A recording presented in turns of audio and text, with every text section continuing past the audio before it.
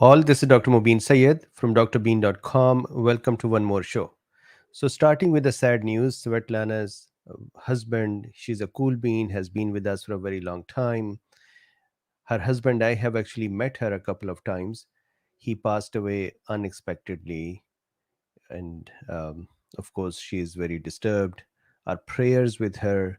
If you find her on Discord or here, please extend your condolences and pray for her husband and for herself. The discussion today is about Novavax. So I was discussing with patrons for what topic to do, and I was going to cover the atypical or exhausted B cells after booster doses in elderly or individuals. Really, nowadays they are not elderly, 70 years plus. Maybe because I'm reaching that age, so I think this not. I'm coming close. I'm 53 now. So that is the discussion I was going to do. And some patrons uh, had a comment that we have not heard about Novavax for some time. So let's look at Novavax and what is the latest there. And then tomorrow we'll discuss the other study.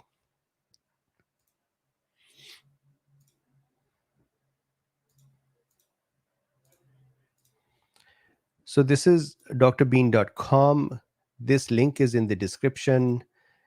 Here you can get access to another 900 medical education lectures for a very low price. And this is actually a one-time price. It is not a recurring price. Okay, so with that, we'll start from WHO.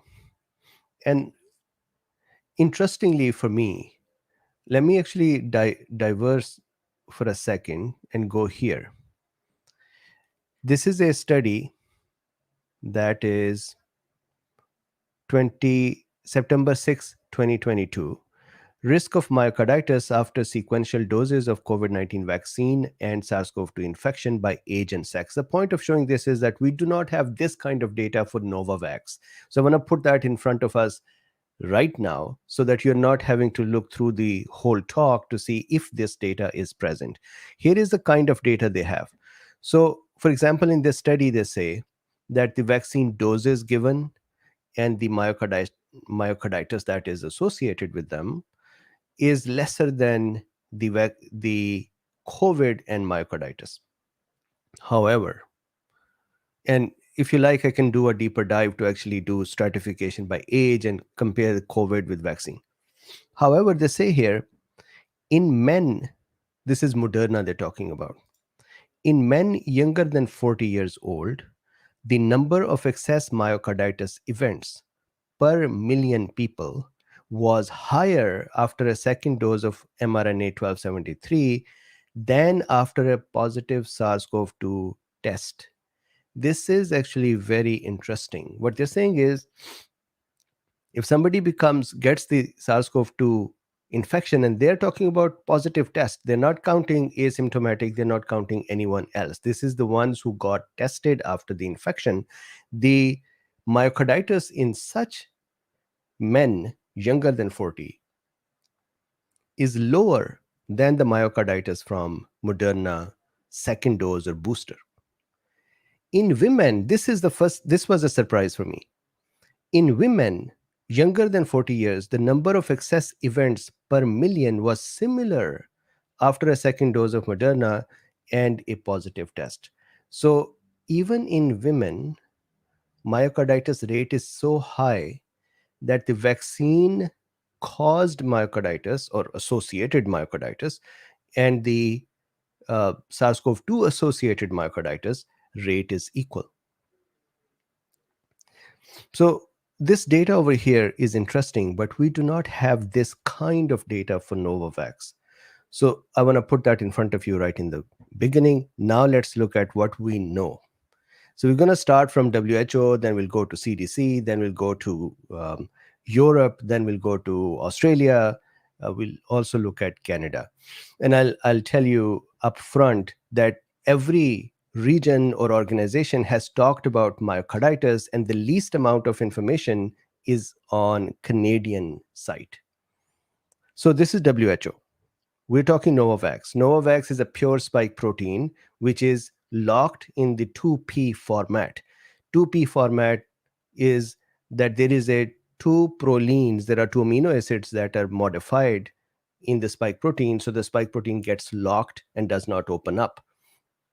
It's a different discussion that what are the benefits and not benefits of that. We'll do that at another time. But it is pre-fusion stabilized spike protein. I have done many, many discussions in the past. You can see them on the channel. So they start with the pregnant women, should they have it? So WHO's message is yes, they should have it. Breastfeeding women should have it. And the risk or any side effects outweigh the risk of COVID. So this is WHO. So before you start throwing stones at me, I am going through what is latest about Novavax. Then WHO says WHO recommends the same use of Novavax vaccine in breastfeeding and non-breastfeeding persons. So once again, I know that people are going to throw more paperweights towards me that do you think they are persons? Well, this is what is written here. So I'm not going to edit them out. This is what I'm reading. Then who is the vaccine not recommended for? So Novavax, once again, lesser than 12 years of age, people with a history of anaphylaxis, persons with acute PCR confirmed COVID, so meaning somebody who is acutely infected, and people who are just feverish for any reason, even if it is not COVID. They should all not get the vaccine. And I think that is a common message for any vaccine, any COVID vaccine at least. So then they say, is it safe? Here they talk about very rare, and I hope you can read this, very rare serious adverse events of myocarditis and pericarditis have been observed, though cases typically occurred within a few days after vaccination and were generally mild. I will give you some more data on the CDC site that they have collected from Australia and Canada and other places. But this is WHO. This kind of gives you a comparative understanding as well, that how do various organizations approach the messaging. Then how efficacious is the vaccine? They say that the first trial, and we discussed that, 90% efficacious. And then for 12 to 17 years old, that trial is still continuing. And they took this data and did a preliminary analysis, and the vaccine efficacy is 80%. Not great, but still. And Novavax is generally struggling to get hold in the population, in the medical area for the vaccination. So what is the recommended dose? Vaccines as 2 doses, 0.5 milliliter, given intramuscularly. An 8-week interval is recommended between primary series, between the first 2 doses, and then 4 to 6 months before the booster. That is, I still cannot wrap my head around it. So if this was, let's say, a booster every year, that would have still matched something like flu. Here, 4 to 6 months, and I believe it would be repeated. Anyways, so this is WHO. Then let's look at Europe for a second. EU, this is August 3, 2022. EU says Novavax COVID shot must carry heart side effect warning. So they say the European Medicine Agency, EMA, is recommending Novavax's COVID-19 vaccine carry a warning of the possibility of 2 types of heart inflammation and added burden for a shot that has so far failed to win wide uptake. The heart conditions, myocarditis and pericarditis. So myocarditis, the muscle of the heart being inflamed. Pericarditis, the layers around the heart being inflamed, should be listed as new side effects in the product information for the vaccine. So you would see actually that for Novavax, organizations are a little more courageous and brave to even say the cause is the vaccine. You probably won't see this kind of language for other vaccines, but for Novavax, you would see this, just like you're seeing it here. Should be listed as new side effects in the product information for the vaccine. Novavax Novavax based on a small number of reported cases, the EMA said on Wednesday. Novavax said no concerns about heart inflammation were raised during the clinical trials of Novavax and that more data would be gathered, adding the most common cause of myocarditis is viral infection. So Novavax came back and said, you know what, virus causes that more. And then once again, I'll just go back to this one for a second. This is a study that was 22 August 22. And where is this study coming from? Sorry, I did not look at it before. And looks like I cannot see that very easily. But anyways, in this study, if you see for men under 40 and even for women, the risk is almost, for men it is more than the infection, and women it is equal. So this is EU and Novavax. This was WHO. Now let's go to CDC. So this is CDC's August 5 report. And what they're saying is they're talking about person aged 18 plus as primary two-dose series with Novavax. And here they say cases of myocarditis or pericarditis were reported in temporal association with vaccination, suggesting a possible causal relationship. So they're saying that temporally, in terms of time, these were associated events. You give vaccine, you see this. And so this is a possible causal relationship. I know other studies that created temporal associations for other vaccines, and these authors were severely attacked, aggressively attacked for saying that. But here we have CDC making this connection to say, here is the event of giving a vaccine, and here is closely related, during the closely related time, here is an adverse event. This seem to be causing, the vaccine seems to be causing that. You must have seen a few days ago there was a study in the BMJ which also created this causal closely associated relationship, and that person, that author, was really brutally attacked for saying, how dare you connect just because of time. So anyways, here is an example on the CDC. If I continue, this is a very interesting paragraph, I think the most important throughout the whole discussion. Cases of myocarditis or pericarditis were detected in Novavax clinical trials among a total of 41,546 vaccine recipients aged 16 and above, including within both pre-crossover and post-crossover. Let's just go to directly. So combined 6 cases of myocarditis or pericarditis were detected. 5 occurred within 20 days of vaccination. It is interesting that during the trials, there were not a lot. Among these 5, 4 did not have likely alternative etiologies, suggesting a possible causal relationship with vaccine.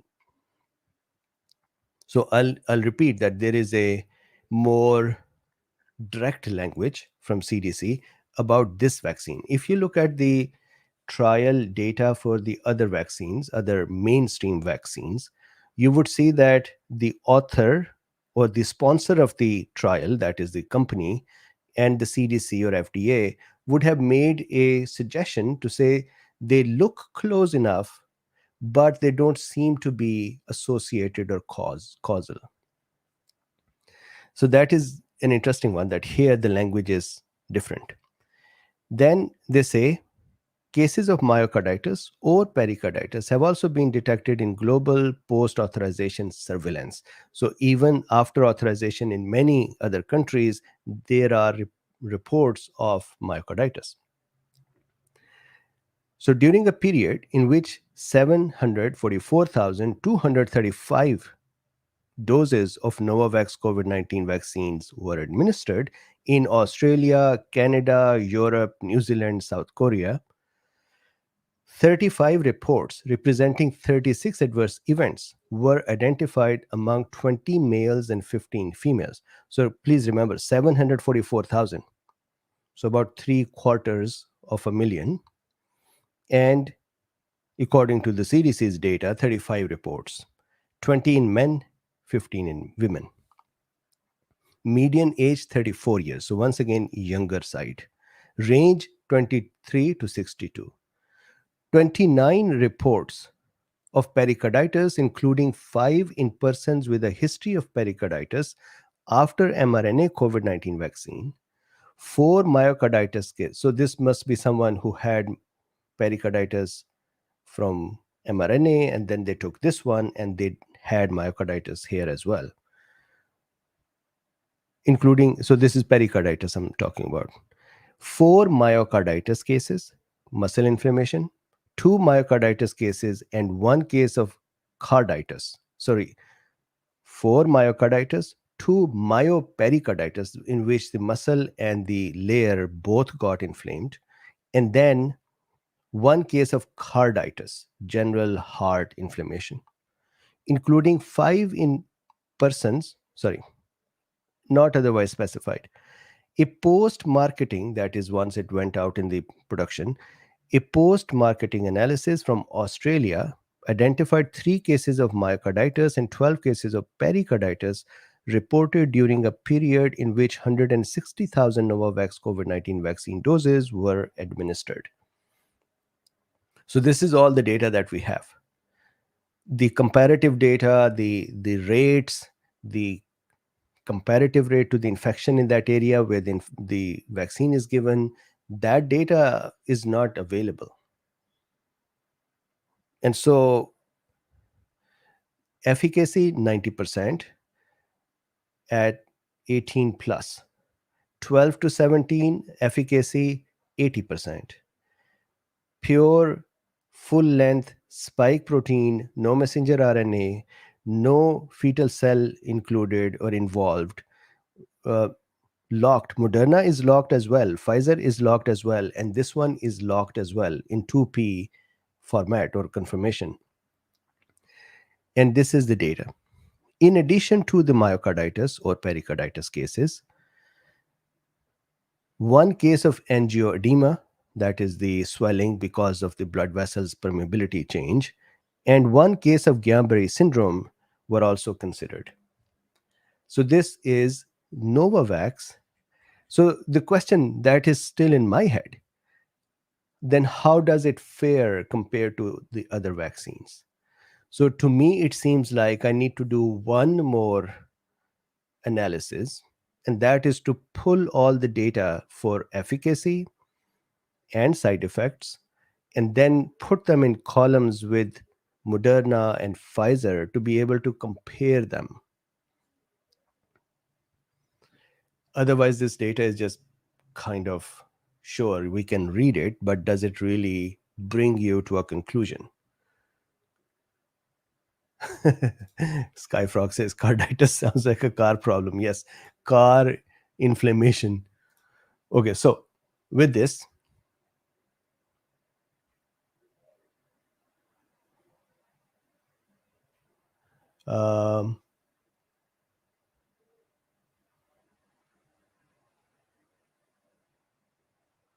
okay, so there was a comment I was reading. Let's get back to this one.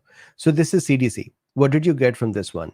That is, in Australia, out of 160,000 doses, there were 12 cases of pericarditis and 3 cases of myocarditis, so 15 cases out of 160,000. And overall, out of 744,000, 35 cases. Okay, so going next. This is also, there is a link in the description for this one.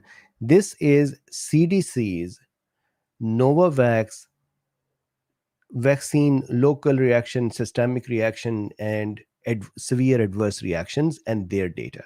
So it is interesting if you see here, for example, persons aged 12 to 17 years, local reactions, and they have given those over here. Then systemic reactions, they've given those over here. Then unsolicited adverse events, and I just want to read this part. This is the serious adverse events. A serious adverse event was defined as death, life-threatening event, hospitalization, or prolongation of existing hospitalization. persistent or significant incapacity or substantial disruption of the ability to control normal life functions, or a congenital anomaly birth defect. So, serious adverse events were reported by 7 vaccine recipients, 0.5%, and 2 placebo recipients, 0.2%. So, of course, there was a higher trend on the Novavax side. FDA determined that none of the events following vaccinations were related to the study of vaccine or vaccine. A 16-year-old male experienced myocarditis 2 days after dose 2 of the post crossover period of the trial based on the timing of onset following vaccination, and multiple similar cases of temporally related myocarditis and pericarditis. FDA considers this event related to the vaccine. So that is 12 to 17, 0.5%. Then more than 18 years, 18 and more than 18. So if you go here, the unsolicited adverse events, non-cardiac, non-neurovascular, embolic, and thrombotic events were balanced. However, 8 participants in the vaccine arm, so thrombotic clotting, 8 participants in the vaccine arm experienced thrombotic embolic events within 21 days of the most recent vaccine dose without plausible alternative etiology, and they stop here. They don't say this means a causal relationship. This is what sometimes frustrates me, that they just continue to, if they were more direct, believe me, people would actually like and trust them more. Anyways, so they stop here. Then let's look at the second one, serious adverse events. The most common serious adverse events occurring at higher rates in the vaccine group than the placebo group were cerebrovascular accidents, strokes. So 0.04 versus 0%. Cholecystitis acute, zero, so the gallbladder and the branches of the what are these? The ducts and the inflammation there. Cholecystitis acute, 0.03% versus 0. Atrial fibrillation, 0.04% versus 0.02%. Pneumonia aspiration, 0.02% versus 0%. Spontaneous abortion, 0.02% versus 0%. FDA judged one serious adverse event of angioedema as potentially related to vaccination. That's it. They judged one angioedema after all of these events. In evaluation of potential harms, cases of myocarditis or pericarditis were detected during Novavax trial. Reports of myocarditis or pericarditis were also identified during post-authorization in other countries. Ongoing vaccine safety surveillance in the US and international will help assess the possible risk. So that's it. So the folks who are asking me to talk about Novavax, as you can say, the studies are sparse, the data is sparse, and most of the time the messaging is just interrupted before it could become conclusive. You could call this speed of science. So with this, next, I have linked this article, but to me it seemed mostly useless. But you might find it interesting. They're talking about the study, the trial, the efficacy in the trial. So if you see here, the vaccine was found to be 90% effective against mild and moderate and severe cases, 30,000 blah. And so we have talked about that.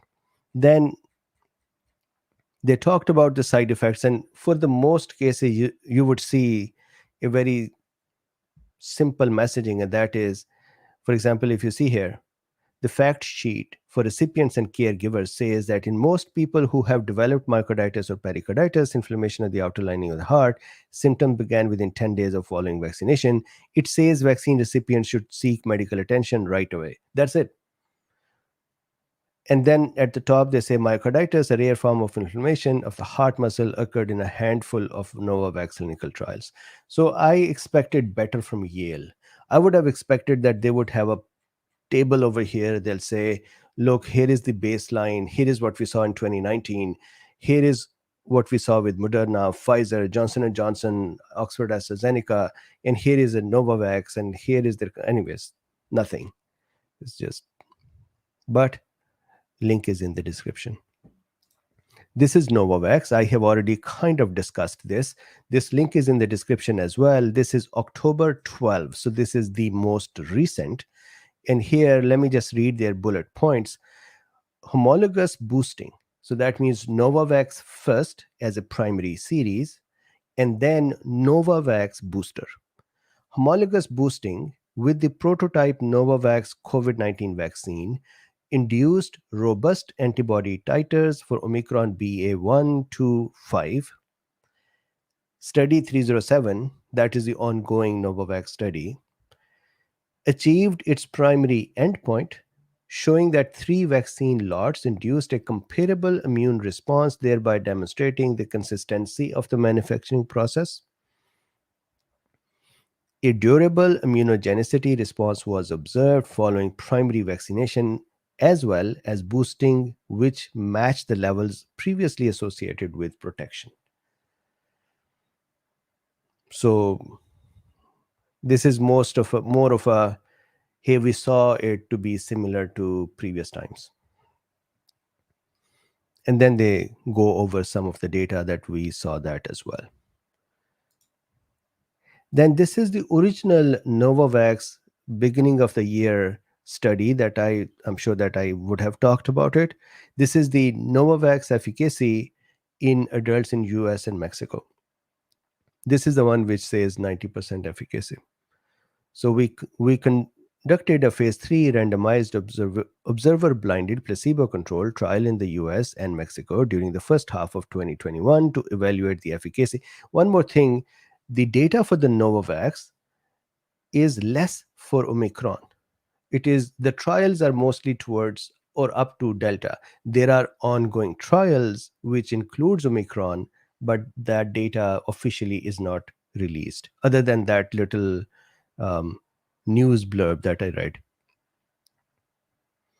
So this is the one. If you see here in the study, they say that the study efficacy was 90.4%.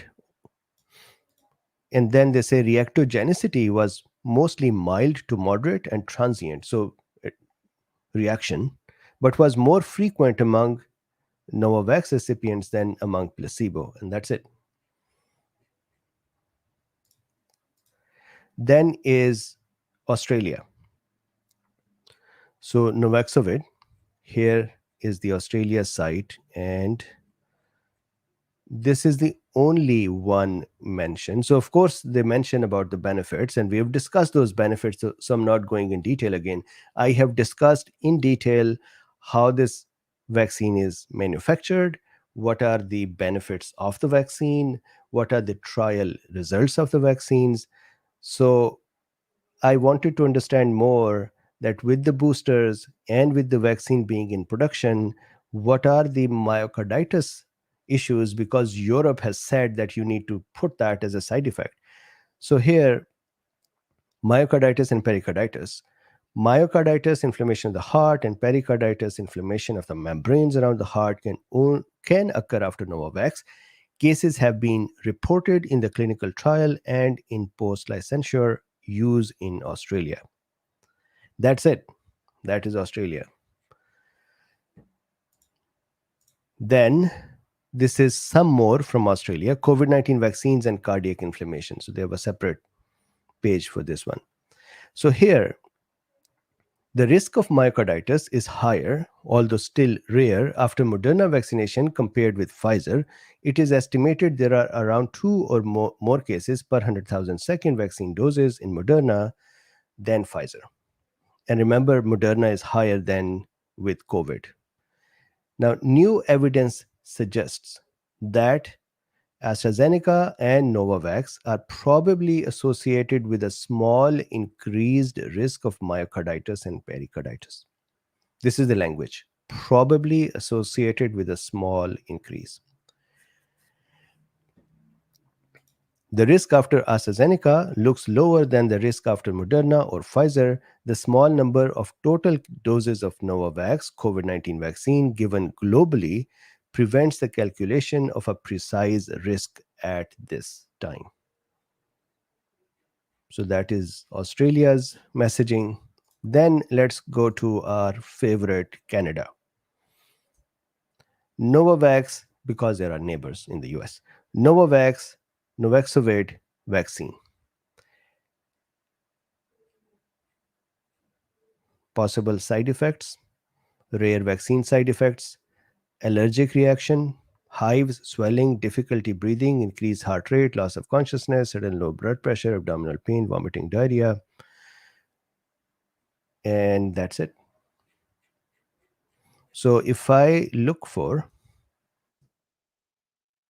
myocarditis, there is no mention of myocarditis at all. If I look for pericarditis, there is nothing. So the Canada has just taken a simple route out. They have not even just mentioned it. That's it, done. That's Canada. Then this is the, I don't think I have placed this link in the description, but let me put that here in the comments. So this is a link for the pre-fusion confirmation. So the study confirms that the full-length immunogen is in stable pre-fusion confirmation and provides a basis for understanding immune response to the vaccine, meaning it is a locked vaccine. Okay, so then John says that Texas posted the Novavax preprint that came out yesterday. So all right, so I'll look into that as well. Thank you. So this was Australia, Canada. This is that. And then I think I went over this study, increased emergency cardiovascular events among under 40 population in Israel during vaccine rollout and third vaccine wave. So this is another one. So the basic messaging difference is that on one end, there is a messaging to say vaccine caused rare side effects or associated rare side effects are lesser than, and I'm talking about myocarditis, pericarditis, and thrombosis, especially myocarditis and pericarditis, are lesser than if somebody was infected. And then there are cases here which show that for selected populations, the vaccines related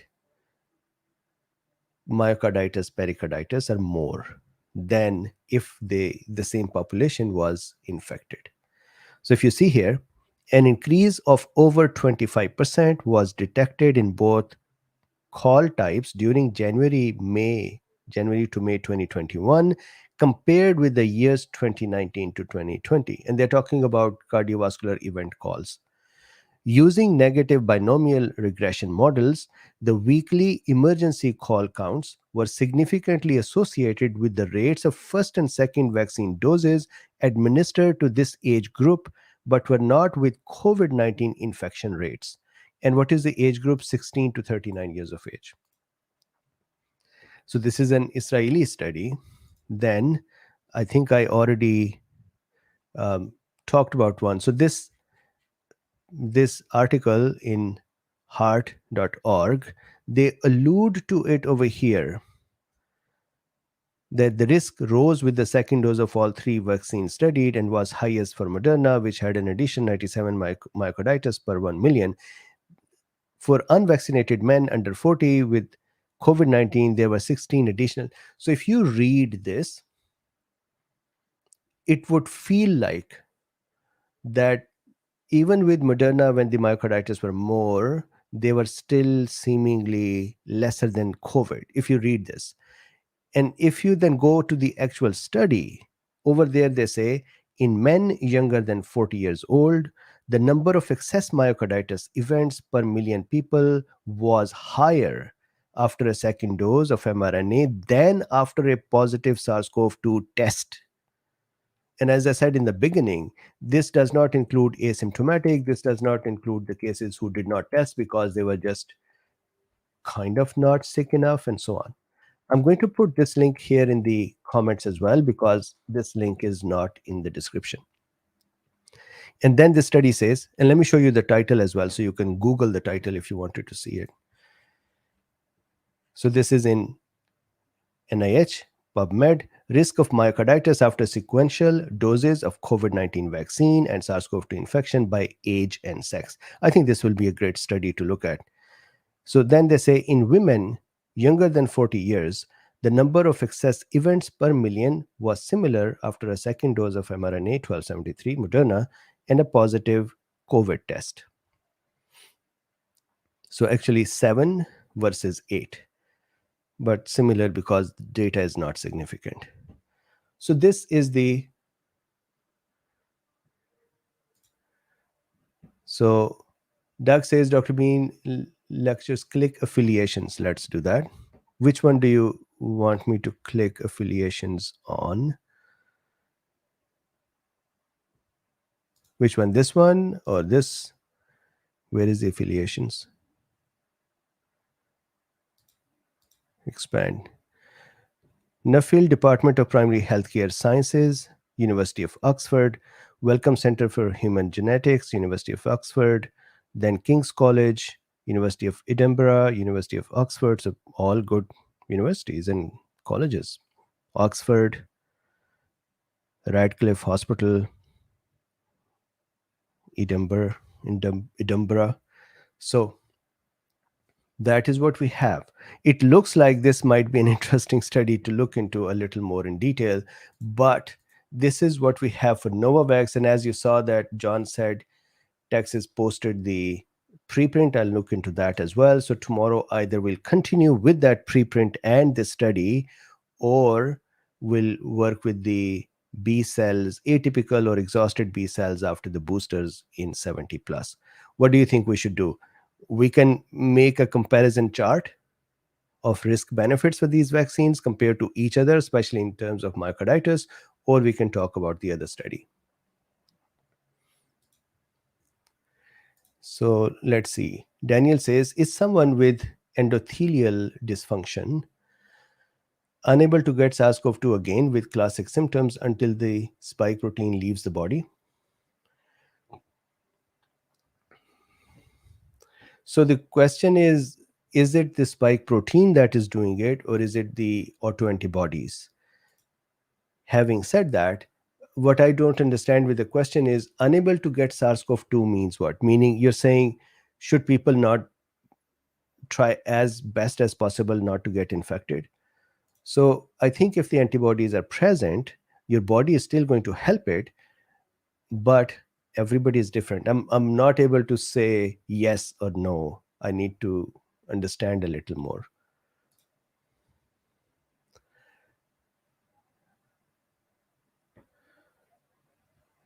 So Jano says, Doug, you still remember it? Okay, I'll have to do that. Doug still remembers it. Comparison chart. Okay, so your call. There's info you were looking for. Thank you, Doug. So this study seems good. We can do a comparison as well. Let's see if there is anything else.